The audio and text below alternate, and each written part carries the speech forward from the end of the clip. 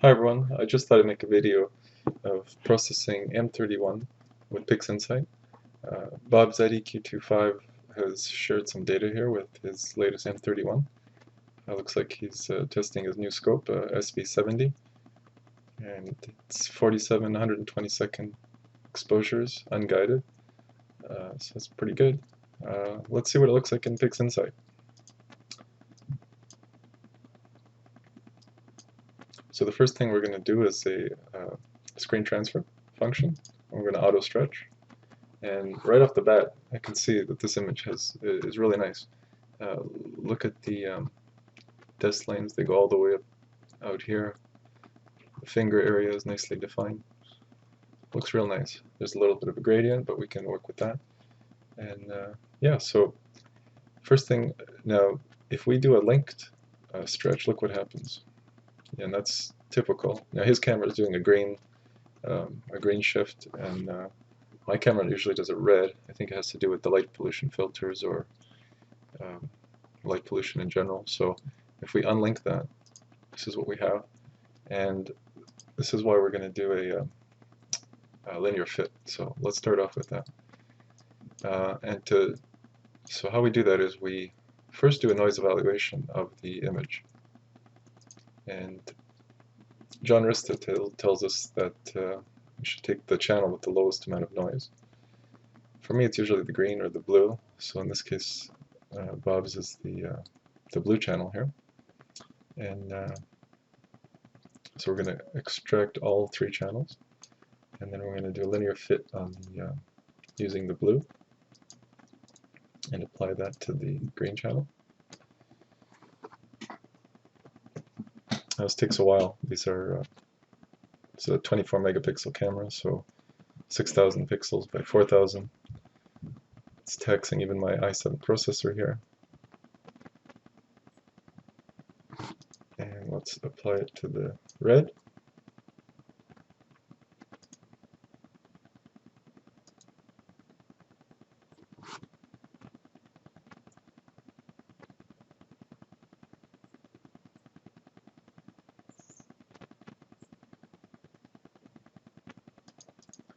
Okay, and once that's complete, we're going to do channel combination of the three channels.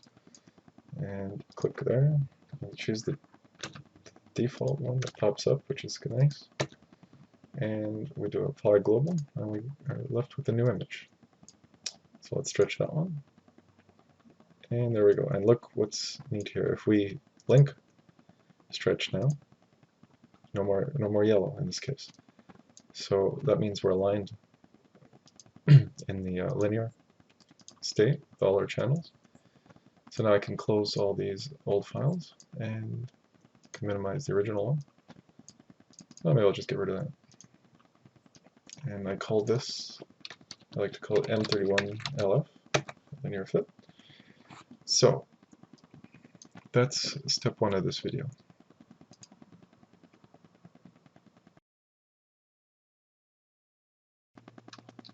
So the next installment we'll be working on the background here. Now before we do the automatic background extraction, we need to crop the borders just a slight bit due to stacking artifacts. It doesn't take much to throw off these tools. There's just a little bit of black pixels in the borders. So what we're going to do is use our dynamic crop, and I'd like to unzoom that up just a little bit. Click the reset, and then I get these borders. And then if I put the mouse right at the edge, the little box saying I'm going to modify edge 1, so I can just move edge 1 here, and move this edge, and this one, and that one, just a slight bit. Apply that, resize, and that's there. Now we can work on our background. So for this image, I'm going to use the automatic background extractor, and I've already changed the function degree to 1 here, which seemed to work well. We set it to subtraction, normalization, and discard background model, and apply.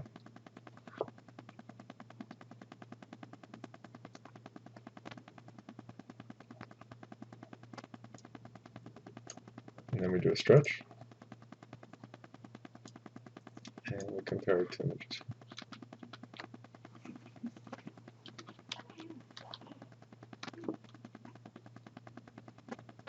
So let's remove the gradient here.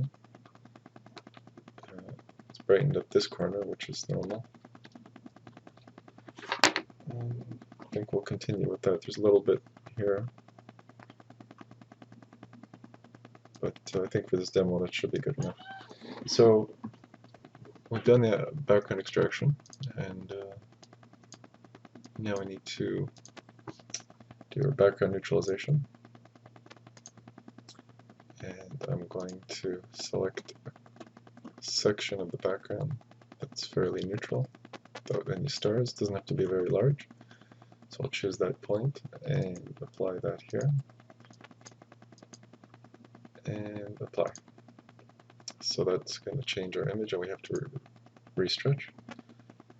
And then the next stage is the color calibration. I'll reset our options. And for this one, I'm going to remove the structure detection, and for the background, use the same background reference that I used for neutralization. Okay, and refresh, or restretch, and there we go.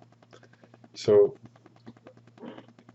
here is a fully color calibrated image. I like to run SCNR on here as well after that, with a low value. So I'll set that to 0.2, and run. And restretch again. Okay, so there we go. Delete our previews. So now we're at the color calibrated stage.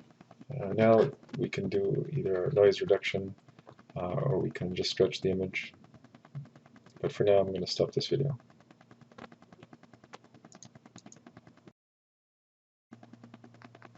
Okay, so for this stage we're going to do some noise reduction. So with our image we're going to extract the luminance, and we're going to stretch, and we're going to make this stretch permanent. Look how nice that looks. We're going to stretch that. The histogram transformation, that turns all white. Turn off the preview. So this stretch is now permanent. And I guess we'll leave that as ABE_L. So that will be our luminance. I'm not going to do a deconvolution for this image because it's fairly wide field and it's pretty sharp already. So we'll leave that for another demo. So for this one, we're just going to use the TGV, denoise, and MNT. So let's first create our masks for the TGV. Now, what I'll be demonstrating here is the David-Alt method for noise reduction, which I've been using ever since I've seen that demo, which is fantastic. So all credit goes to David-Alt on this. So we're going to call this TGV, and we're going to look at our curves, and we're going to adjust them in this fashion. Oops. Stretch there, and stretch to the midpoint there. And we're going to apply this to our main image. And we have to invert it, so I like to just click that. So that mask is now applied to the inversion of here, and that's going to work just on the background. I have some process tools that I created for Pixinsight, of which have the default parameters for the TGV, and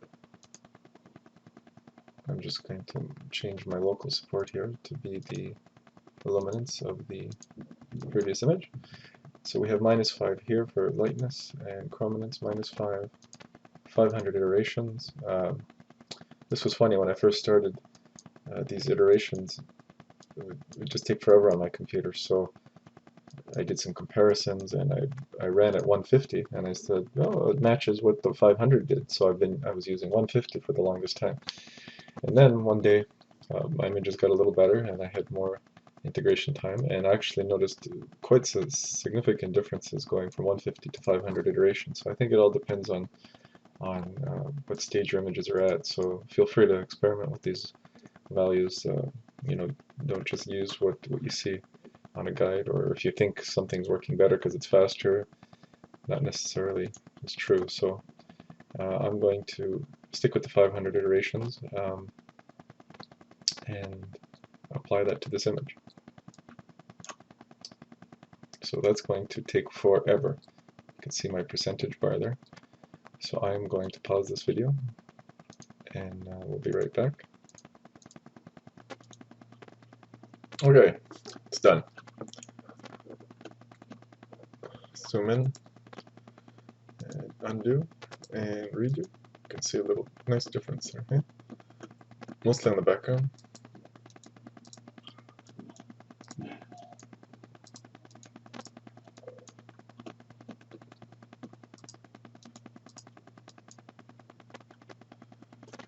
Okay, so after that one, we're going to use one more mask.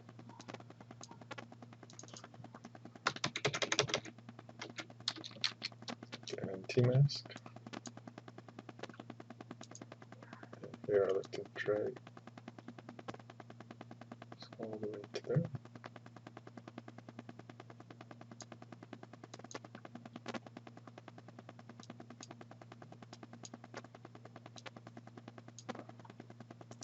And then invert it. Bring up our MMT. These are the parameters I have defaulted in here. A little bit less aggressive. I went with 8s instead of 10s. So, and we go with the illuminance and apply that. This one's fairly quick.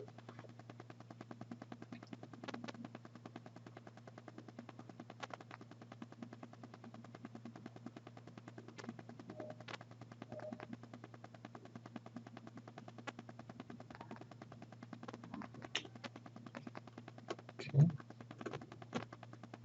So if we zoom in and see the difference. Again, very subtle changes here, nothing too extreme. And the last one is we switch this to chrominance, and then we apply the linear mask to be a little bit more aggressive.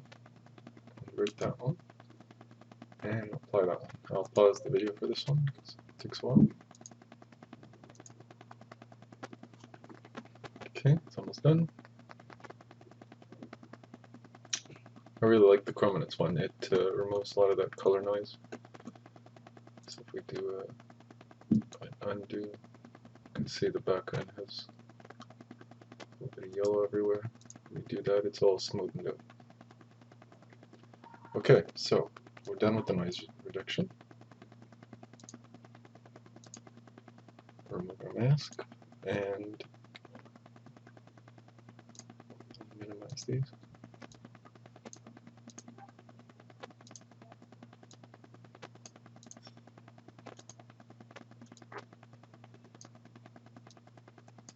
Alright, so here we can, after this stage, we can do a stretch. Some people like to reduce the stars here, some people like to boost saturation here. I'd like to just leave it like this for now. And to stretch, we can go two ways. We can use mass stretch or manual. Let's go manual. Before I do that, a lot of times after these noise reduction tools, sometimes you click auto stretch and the image looks a lot worse. So I'm just going to save the auto stretcher on how it was prior to the noise reduction, and now I'm going to stretch it. Watch what happens. You see, it kind of went a little overboard. Now, when we go to stretch, we just won't stretch it that much. So, but I just want you to be aware that this stretch that we just did is sort of extreme at this point.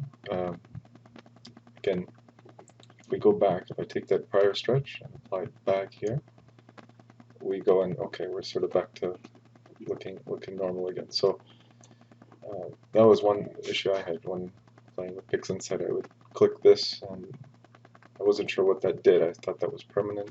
It really wasn't permanent at all. So but if you ever want to get back to this stretch, you can save that, or you can go back to the History Explorer and go to a prior point and stretch that, and then save that stretch process like I did here. So okay, so let's do some stretching. So we're going to turn off the auto stretch there, or the screen transfer, and we're going to, or histogram transformation. So make sure you have your tracking view there, and if I start moving the midpoint up, look what happens to the histogram on top. Now you can zoom in here with the mouse and really get in there, and this is going to take a couple stretches. Now you can also do it through the preview, and but I've had no problems with doing multiple stretches. So there's our first stretch, and you could say, oh, that's cool, I'll just leave it like that, but no, we can go further, and we're going to stretch again. Make sure you reset this each time. It's kind of confusing, otherwise you'll be overstretching. So let's bring this in.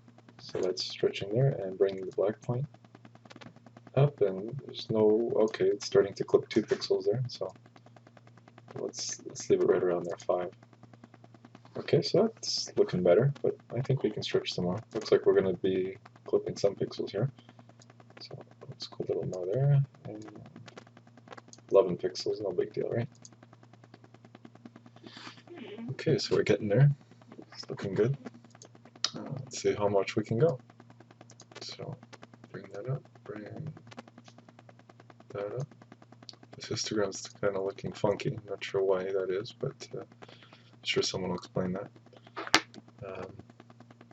Yeah, so there you go. It's not bad right there. Let's see, can we push it a little further? So as for the background here, starts getting out of control there. So let's bring that back. Now you can do an ACDNR here, but I'm not sure if I'm going to do that for this image. I don't know if that was too much. I think I'm going to go back and forth to see where I'm at. Maybe just a little bit more there. I can bring that down, see what happens. So that's not bad. I mean, I probably could have stretched it a bit more and then played with that background a bit. Yeah, let's leave it like that. And okay, so we're stretched, and let's do a range selection.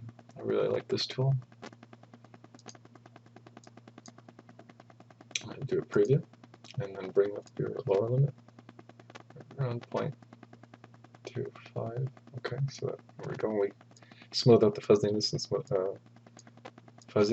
smoothness. Okay, that gives us a mask with just the galaxy. We'll accept that. And I'm going to try to reduce the background a bit by applying it there. Choosing the inverse, and then I can use either the curves. I think I'll use the curves in this case. Okay, see, that's way too much. You see, you're getting kind of like an artificial glow here. So I don't like that. That's more like right around there. Very subtle, you know. So there we go. Now I might use the same one, or I might grab another one. Okay, a little more aggressive here.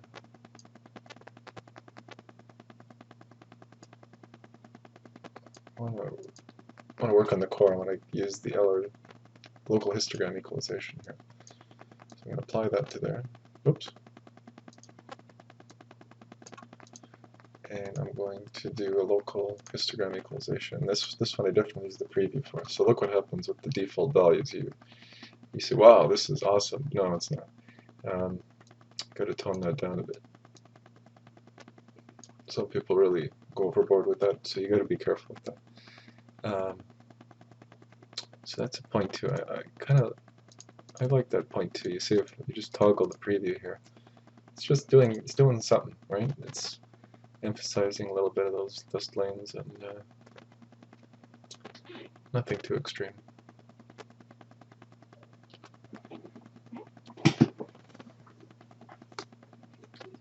This one takes a little bit. Okay, so that's done. And yeah, so let's see. So if we look at the prior to that, see, it's just kind of just improve that area a little bit. The core looks pretty good. I don't think I'm going to enhance that with HDR. I think we'll just leave it for now. Let's work on some colors here. So let's remove that mask, and I think we'll just stick with the colors on put that mask back. And we'll go to our curves, and right off the bat, actually, what was the trick that, this is what I like to do. Let me remove that again, and just tone down the greens a bit, just on the entire image. Here I use the preview. But if you just tone down the green, okay, that's too much purple. Just a slight. There. And put that mask back, because now we're just going to work on the core, or the galaxy, and let's boost saturation. Here we use the preview, and very subtle. I like to move it up in this curve fashion, right like that. That's usually my first saturation boost. So if you go too much, see, and in the video that might look kind of cool, but it's just too much right now. So let's go with that first, and then when it's done, so this would be a second application of that. So let's see how that looks. Probably go a little more. So let's do another one.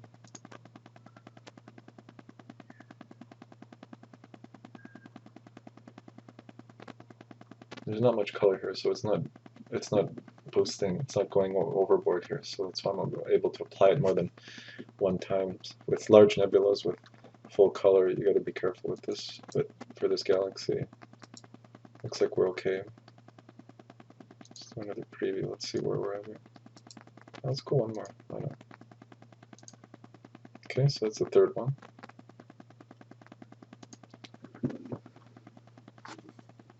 And hopefully I got enough there. Let me see. I could have been using that one. Let's see. I think I'll do one more with that whole, see the blues, maybe a little less. There.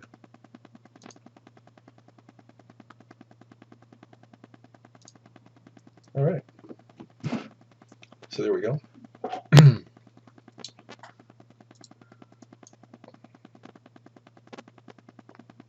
Just looking here. The background looks a little right still. Let's see how our histogram looks. It's a little far to the right, so let's remove that mask. Let's bring this down again. So only 18 pixels. Looks pretty stable. Okay, let's go around there. You don't want to go all the way to the edge. That looks pretty good. A little bit of highlight here, but I think that's good. Now, if we wanted to reduce the stars, we could, but it actually looks pretty nice like this, so I think I'll leave it like that. Yeah.